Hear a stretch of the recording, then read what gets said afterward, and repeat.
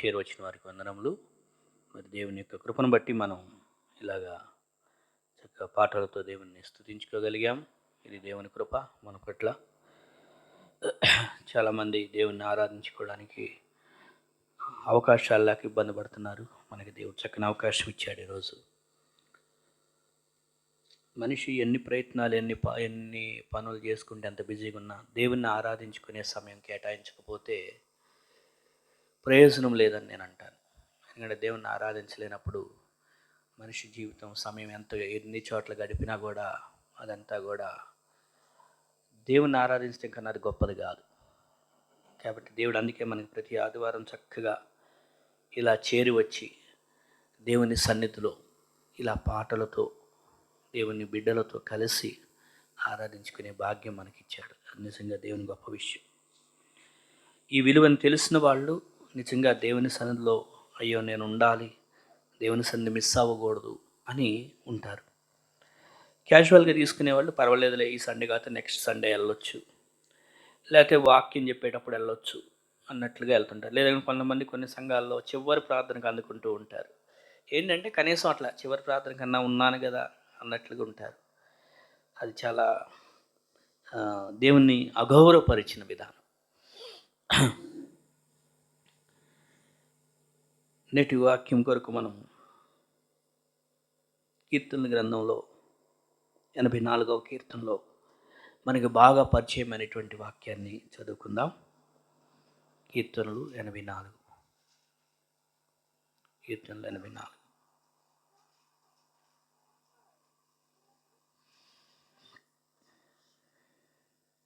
4, 5, 6 వచనాలు నాతో పాటు మీరు కూడా కలిసి చదవండి.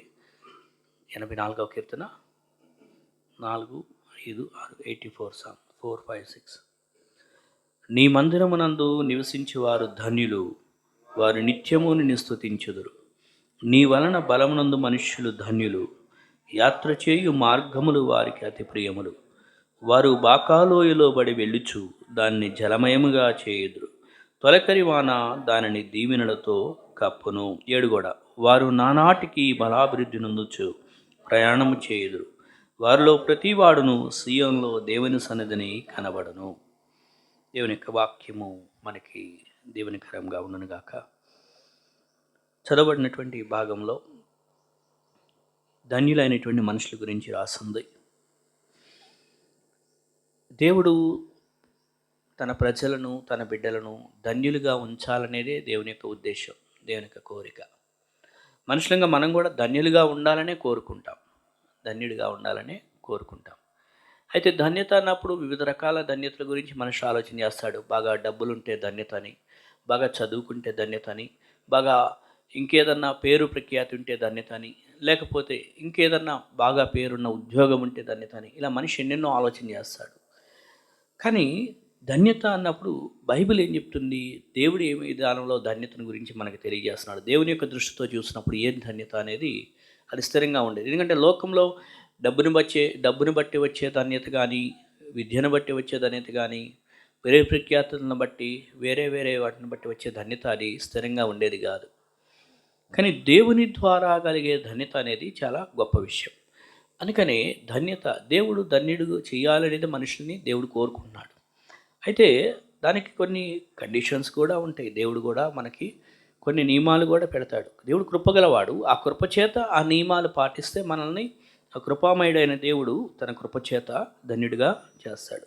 మన కృషి ఏమీ లేదు, ఆయన కృపచేతనే. అయితే మనం ఆ మార్గంలో ఉండటం అనేది ఇంపార్టెంట్. ఇక్కడ దేవుని ద్వారా బలము పొందే మనుషులు ధన్యులు అని ఉంది.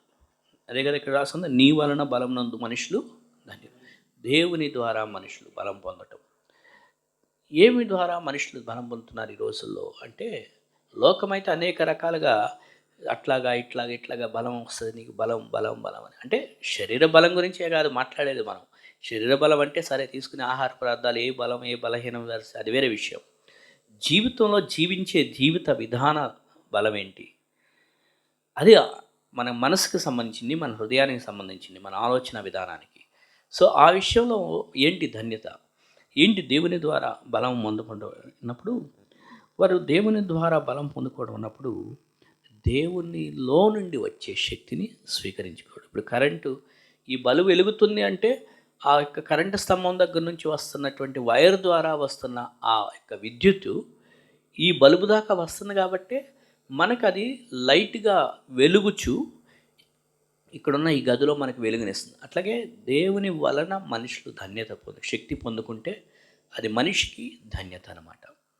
సో అయితే అలాంటి వారి జీవితంలో వారు యాత్ర చేయటానికి, వారి జీవిత ప్రయాణాన్ని కొనసాగించడానికి అది వారికి బలాన్ని ఇచ్చేదిగా ఉంటుంది అని తెలియజేశాడు.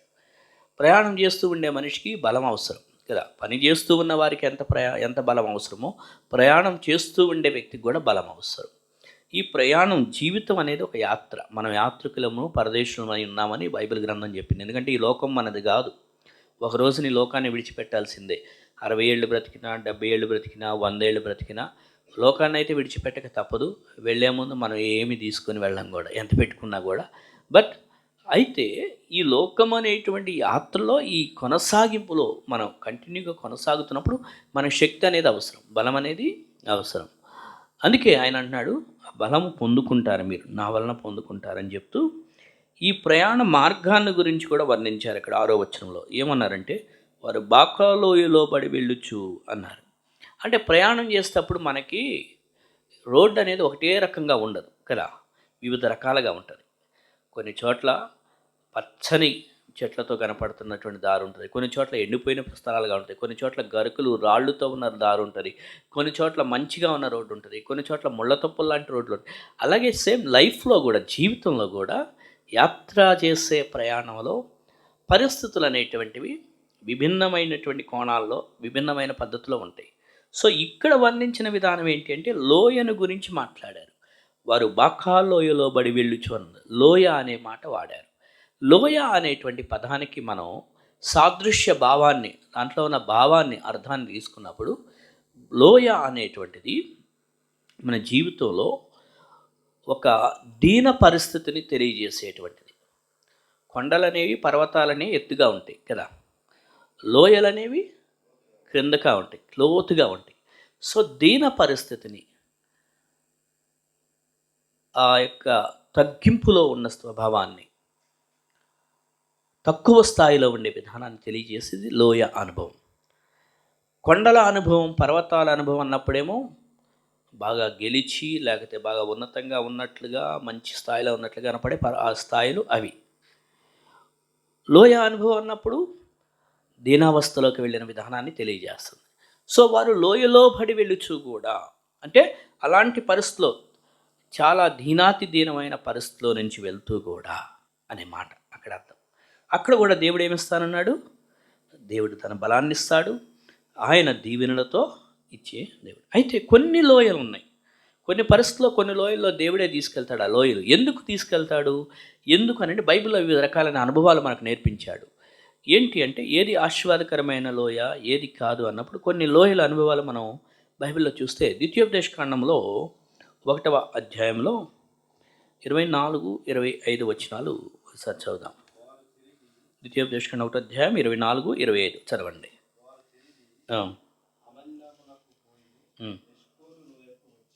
ఎష్కోలు లోయకు వచ్చి చదవండి.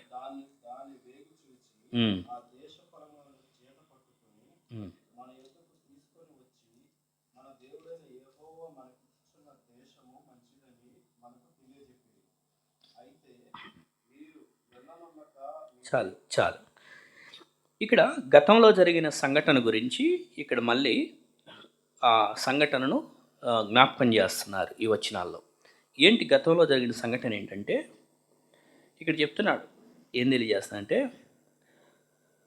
మన్నేమునకు పోయి ఎష్కోలు లోయకు వచ్చి దాన్ని వేగు చూచి అన్నారు. ఆ దేశ ఫలములను చేతబట్టుకొని అన్నారు. ఏంటి ఇదంతా అంటే, మనం గతంలో ఎప్పుడు జరిగింది ఇదంటే, మీరు తర్వాత ఇంటికి వెళ్ళిన తర్వాత సంఖ్యాకాండంలో 11, 12, 13 అధ్యాయాలు చదవండి. అవి అక్కడ ఇశ్రాయేలు ప్రజలు అరణ్య యాత్రలో ప్రయాణం చేసి వెళ్తూ ఉండగా దేవుడు ఏం చెప్పాడు? వీళ్ళకి వాగ్దానం చేసిన పాలస్తీనా ప్రాంతం చెప్పాడు. వాగ్దానం కనాను ప్రాంతం, ఇగో మీరు అక్కడికి వెళ్తారు, ఆ ప్రాంతము మంచి ఫలములతో నిండిన స్థలము, అక్కడ దాన్ని మీకు వాగ్దానం ఇస్తున్నా, ఆ దేశం మీది, ఆ ప్రాంతం మీద అని దేవుడు వాగ్దానం చేశాడు కదా. అయితే ఈ మధ్యలో వీళ్ళు అరణ్య ప్రయాణం 40 సంవత్సరాలు ప్రయాణం చేస్తున్నారు. అయితే ఈ మధ్యలో దేవుడు ఏం చెప్పాడంటే 12 మందిని పంపించి అవసరమైతే చూసుకోండి ఆ ప్రదేశాన్ని. అప్పుడు మోషే 12 మందిని పంపించాడు. అక్కడ ఆ ప్రదేశాన్ని చూశారు. ఆ ప్రదేశం యొక్క ద్రాక్ష గెలలు కూడా ఎలా మోసుకొచ్చారంట, అరటిగాని గెలలు ఎట్లా మోసుకొస్తారు తెలుసా, అట్లా ద్రాక్ష గెలలను అలా మోసుకొచ్చారంట వాళ్ళు. అంటే ఆ ప్రాంతం ఎంత సస్యశ్యామలమైన దీవెనకరమైన స్థలమో ఆలోచన చేయండి. ఆ ఎష్కోలు లోయ అనేటువంటి ఆ ప్రాంతం అంతా కూడా వాగ్దాన దేశం అనేటువంటిది ఎంతో సమృద్ధికరమైనటువంటి ప్రాంతం. మనం ఏంటి ద్రాక్ష గెలలే అంత పెద్దయా అని. అంటే ఇప్పుడున్న మన పండ్లకి, అప్పుడున్న పండ్లకి, ఆ ప్రాంతాలకి, ఆ రోజుల్లో ఉన్నటువంటి వాటికి ఎంత సమృద్ధి అనేది కనపడుతూ ఉన్నది. ద్రాక్ష గెలంటే మనం ఏదో మామూలుగా మన కంటికి కనపడే చిన్న చిన్నవి కాదు, అవి చాలా మంచి పెద్దవి. ఆ మధ్యకాలంలో నేను ఒక సూపర్ మార్కెట్లో చూశాను కొన్ని పండ్లు. ఆ పండ్లు చూసినప్పుడు ప్రపంచంలో ఎలాంటి పండ్లు కూడా ఉన్నాయా అని నాకే ఆశ్చర్యం అనిపించింది. అంటే విదేశాల నుండి తీసుకొచ్చిన పండ్లు అవి ఆ సూపర్ మార్కెట్లో ఉన్నాయి. అంటే మనకి ఇంకా తెలియని ఎన్నెన్నో అద్భుతాలు ఉన్నాయి ఆ ఒక ఆహార పదార్థాల్లో. సో అక్కడ కూడా ఈ ఎష్కోలు లోయ నుంచి వారు తీసుకొచ్చిన ద్రాక్ష గెలలు ఎన్ని ఆధారాలు చూపించారు.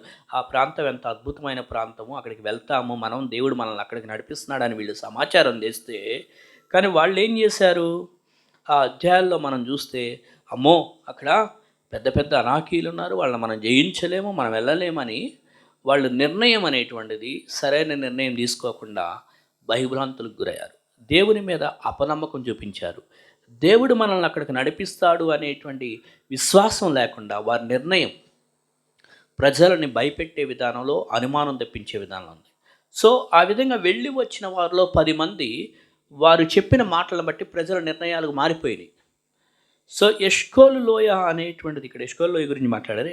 ఎష్కోలు లోయ అనుభవం ఏంటంటే నిర్ణయాలు లేకపోతే ఎన్నుకొనవలసిన లోయ ఇది. అంటే నీ నిర్ణయాలు, నీ డెసిషన్స్, నీ మేకింగ్ డెసిషన్స్ అనమాట.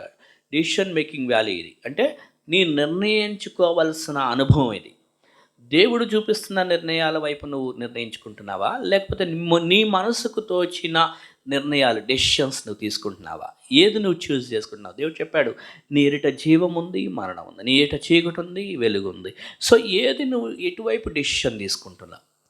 సో డెసిషన్ వ్యాలీ, ఇది వ్యాలీ ఆఫ్ డెసిషన్. ఈ ఎష్కోలు లోయ అనుభవం అనేది అక్కడ దేవుడు చూపిస్తున్నాడు. అదిగో అక్కడ నీకు సమృద్ధికరమైనది నేను ఇస్తున్నానంటే, అమ్మమ్మో అక్కడ జనులు చాలా భయంకరమైన జనులు, ఆ ప్రాంతం నేను తట్టుకోలేము, మనం వెళ్ళలేము అక్కడని ఈ 10 మంది చెప్పిన వార్తను బట్టి అనేకులు మోషే మీద తిరగబడ్డారు, దేవుని మీద దూషించారు. ఇక్కడ చంపడానిక మమ్మల్ని తీసుకొచ్చింది, ఎందుకు తెచ్చారండి. సో ఆ డెసిషన్ తీసుకోవడంలో దేవుని మీద నమ్మకం పెట్టుకోవాలి వాళ్ళు. సో మన డెసిషన్ వ్యాలీ అనేది దేవుని మీద నిర్ణయం, విశ్వాసం, దేవుని మీద విశ్వాసం పెట్టుకొని దేవుని వైపు చూపించే నిర్ణయాలు తీసుకోవాలి. కానీ మన సొంత నిర్ణయాలు తీసుకుంటే ఏమైందంటే అబ్రహాము లోతు వలె అయిపోయింది. లోతు ఏమో కంటికి కనపడిన దాన్ని బట్టి బాగుంది అనుకొని వెళ్ళాడు. ఆ యొక్క సొదొమ గొమొర్రాలు కూడా, అది కూడా లోయ ప్రాంతాలే. ఈ అబ్రహాం ఏమో దేవుడు చెప్పేది అక్కడ వెయిట్ చేశాడు. సో ఏ డెసిషన్ తీసుకుంటున్నాం మనం? తొందరపడి ఏదన్నా మన సొంత ఆలోచన తీసుకుంటున్నామా, లేకపోతే దేవుడు చెప్పిన డెసిషన్ వైపు మనం ముందుకెళ్తున్నామా?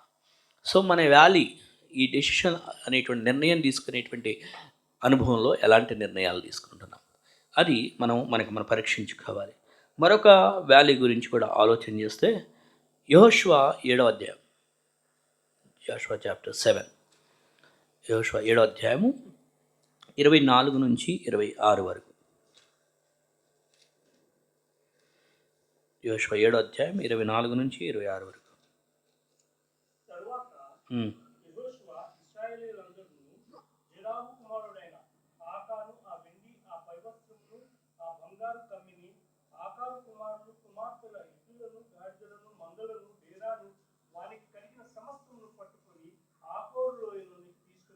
ఇక్కడ ఆకోరు లోయ అనే విషయం మనకు జ్ఞాపిస్తాం. చదవండి.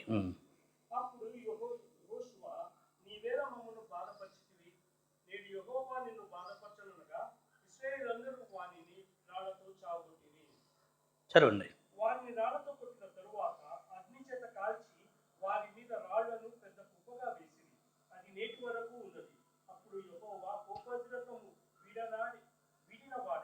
విడిచిన వాడే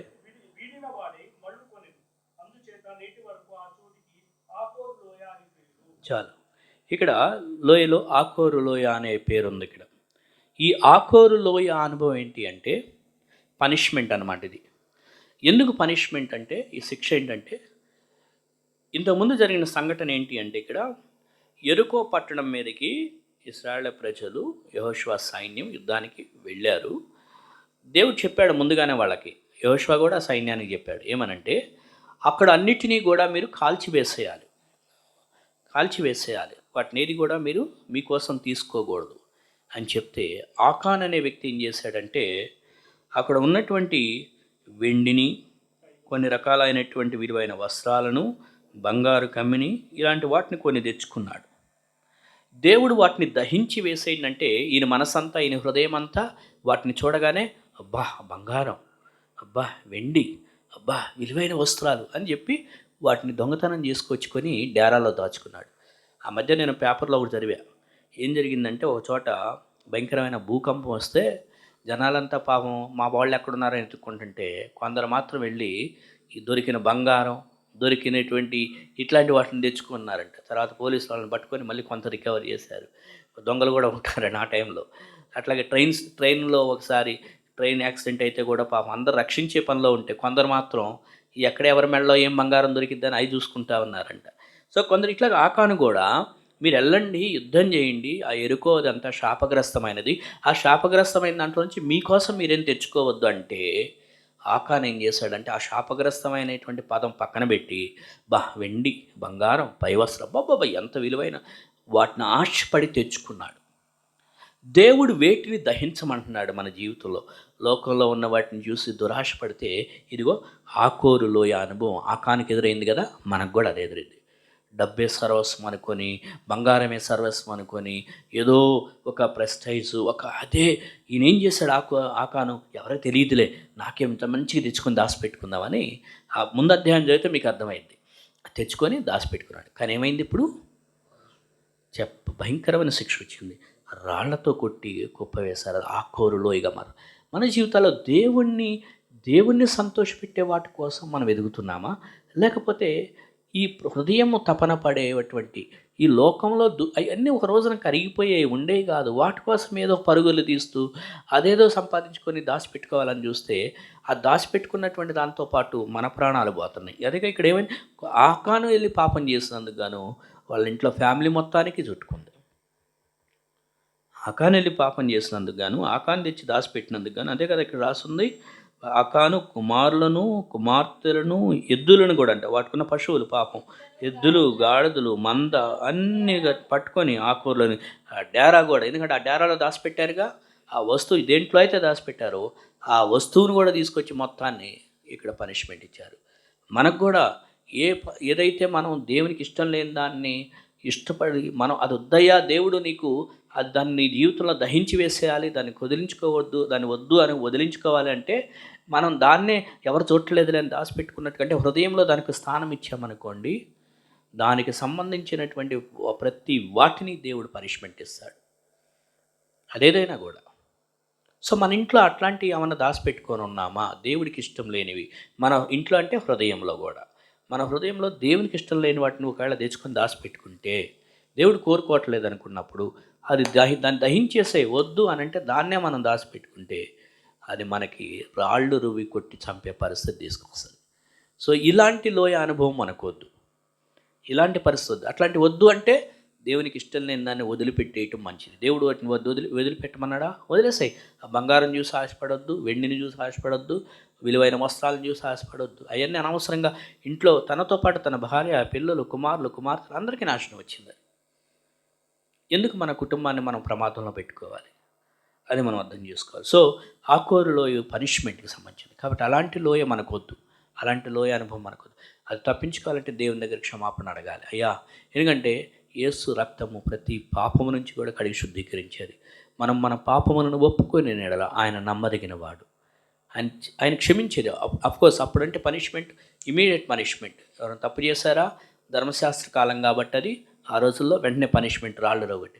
ఇప్పుడు మనం కృపాకాలంలో ఉన్నాం కాబట్టి వెంటనే పనిష్మెంట్ రావట్లా. దేవుడు కృప చూపిస్తున్నాడు, కొంతకాలం వెయిట్ చేసి చూస్తున్నాడు, ఇంకా మారుతారు, ఇంకా మారుతారు, ఇంకా మారుతారు అని అవకాశాలు ఇస్తున్నాడు. మనం ఏంటంటే చాలా గ్రాంటెడ్గా తీసుకుంటాం, పర్వాలేదు దేవుడు ఏమంటలేదు కదా అని. కానీ ఒక రోజున పెద్ద దెబ్బ తగిలింది, ఆ పెద్ద దెబ్బ తగిలించుకునే దాకా వెయిట్ చేయొద్దు. కాబట్టి ఆ వ్యాలీ ఆఫ్ పనిష్మెంట్ అనేది ఆకోరులోయ అనుభవంలోకి మనం వెళ్లకుండా ఎప్పటికప్పుడు దేవుని దగ్గర సరి చేసుకోవడం అనేది బాధ్యత. ఏ విధంగా అంటే దేవునికి ఇష్టం లేని వాటిని ఏమైనా మనం తెచ్చుకొని పెట్టుకుంటున్నామేమో హృదయంలో, అదేదైనా కూడా వాటిని ప్రక్కన పెట్టేద్దాం. తర్వాత మరొక అంశం ఏంటి అంటే మొదటి సమూయేలు గ్రంథము 17వ అధ్యాయంలో మరొక లోయ కనపడుతుంది అక్కడ మనకి. మొదటి సమూయేలు 17వ అధ్యాయము 1-2 వచనాలు. ఆ, ఆ, ఆ,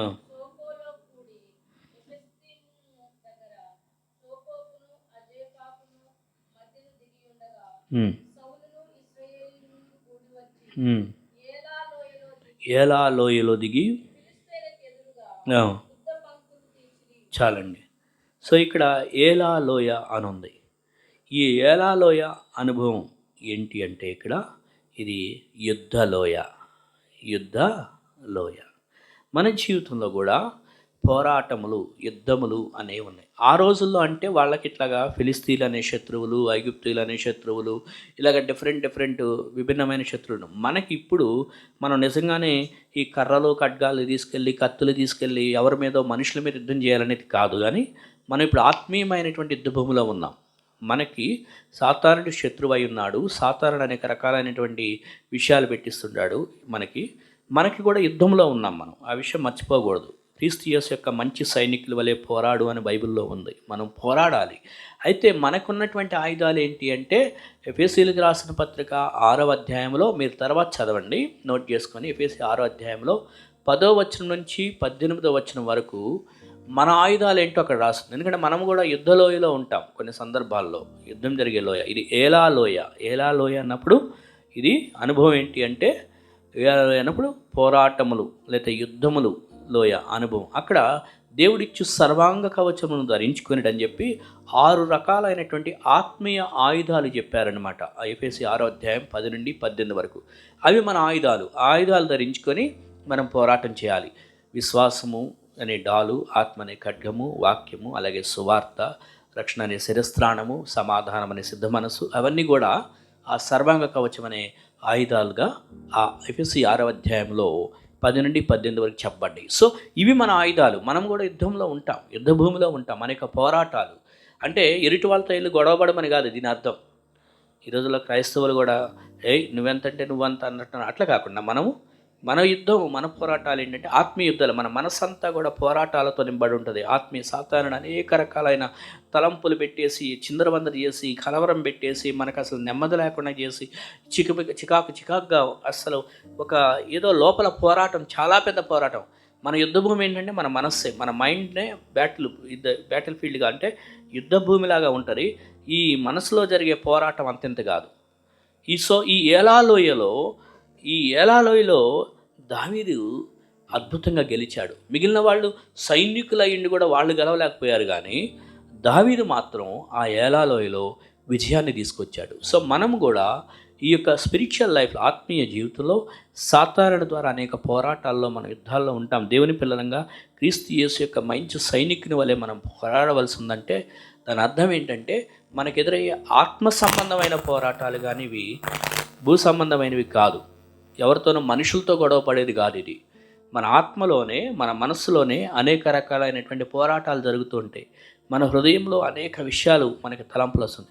ఆ విషయంలో విశ్వాసం అనే డాలు ఉండాలి, వాక్యం అనేటువంటి కలిగి ఉండాలి, ఆత్మ అనే కలిగి ఉండాలి, సమాధాన స్వార్థను కలిగి ఉండాలి. ఇవన్నీ ఉంటే ఈ పోరాటం గెలుస్తాం. ఈ లోయ అందుకోసం అన్నమాట. ఈ లోయలో నుంచి మనం వెళ్తూ ఉన్నామంటే విజయం మనదై ఉండాలి. ఆత్మ సంబంధమైన సర్వాంగ కవచం ధరించుకుంటే ఈ లోయలో మనం గెలుస్తాం. దేవుడు తన కృపను మనకిస్తాడు. ఇక్కడ దావీదుకి తన కృపనిచ్చాడు.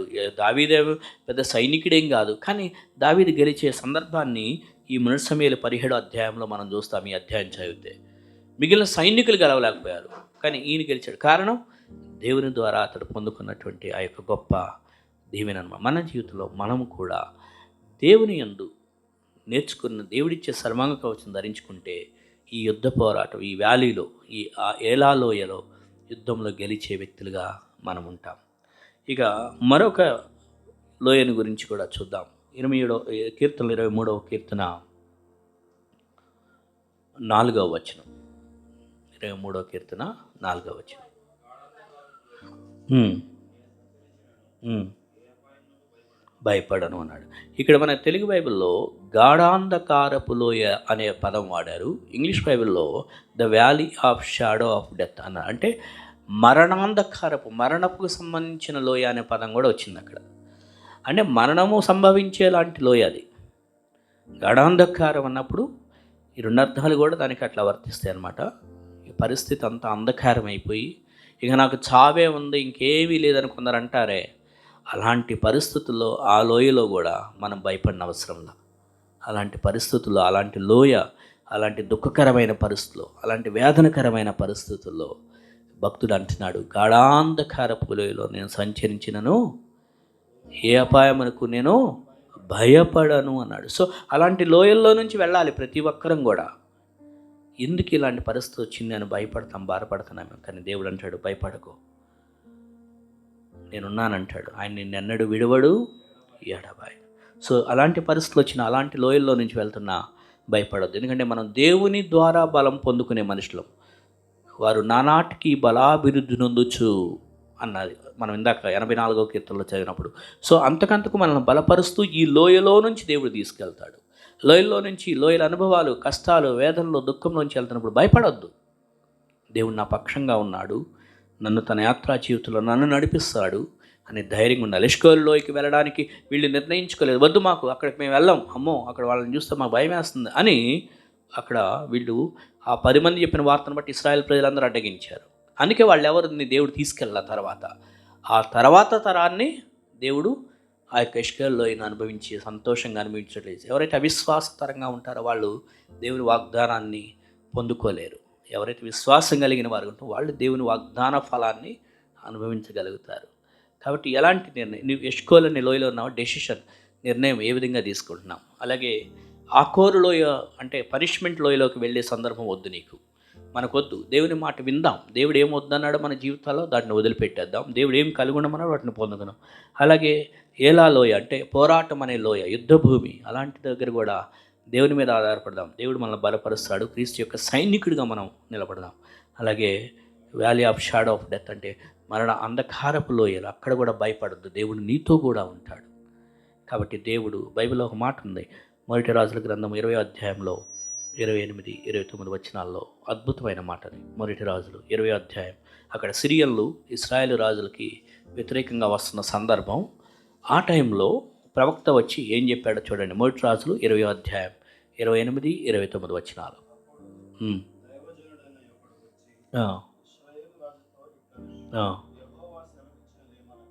ఇది యెహోవా సెలవిస్తున్నాడండి, మనుషులు కాదు ఇది. సిరియన్లు ఏమనుకుంటున్నారంటే యెహోవా కొండలకే,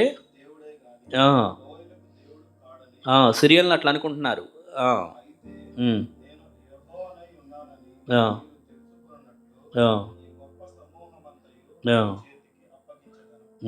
29 కూడా చదివారా?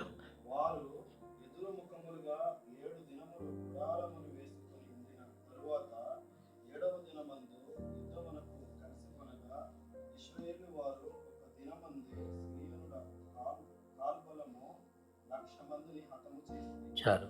వాళ్ళు అంటున్నారు శత్రువులు సిరియన్లు, వీళ్ళ దేవుడు ఏదో పర్వతాల మీద అంటే ఏదన్నా వీళ్ళకి విజయం ఇస్తాడు, కానీ లోయల్లో వస్తే వీళ్ళ దేవుడు ఏం చేయలేడు, వీళ్ళ చేతగాని వాళ్ళు వీళ్ళ దేవుడు అని సిరియన్లు అన్నారు. అయితే దైవజనుడు వచ్చాడు, ఇశ్రాయేల్ ప్రజలు మీరేం భయపడద్దు, పర్వతాల మీద కొండల మీదే దేవుడు విజయం ఇచ్చే దేవుడు కాదు, లోయల్లో కూడా దేవుడు మీకు విజయాన్ని ఇస్తాడు చూడండి అని చెప్పి ధైర్యపరిచాడు. సో ఎక్కడో అన్నీ సంతోషంగా హ్యాపీగా జరుగుతున్న మూమెంట్లోనే దేవుడు గొప్పోడని కాదు. నువ్వు లోయల్లాంటి కష్టాల్లో నుంచి వెళ్తున్నప్పుడు కూడా, దుఃఖకరమైన దీన స్థితిలో నుంచి వెళ్తున్నప్పుడు కూడా నీ దేవుడు అక్కడ కూడా నీకుండి నీకు విజయాన్ని ఇస్తాడు. అటువంటి కృప ఇక్కడ చేరవచ్చిన మనందరికీ దేవుడు దయచేయను గాక. జానరాజు గారు వాక్యం ప్రార్థన చేస్తారు, ఆ తర్వాత మనం బలలో పాల్గొందాం.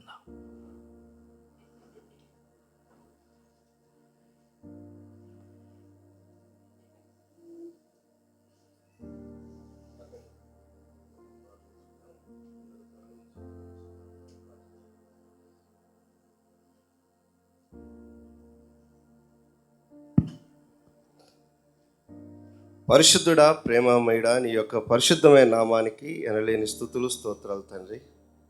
దేవుడా తండ్రి, ఎన్నిక లేని మమ్మల్ని ఎన్నుకొని నైనా మీ యొక్క సన్నిధానంలో నిలబెట్టిన మహాభాగ్యాన్ని బట్టి మీకు ఎనలేని స్తుతులు స్తోత్రాలు నాయన.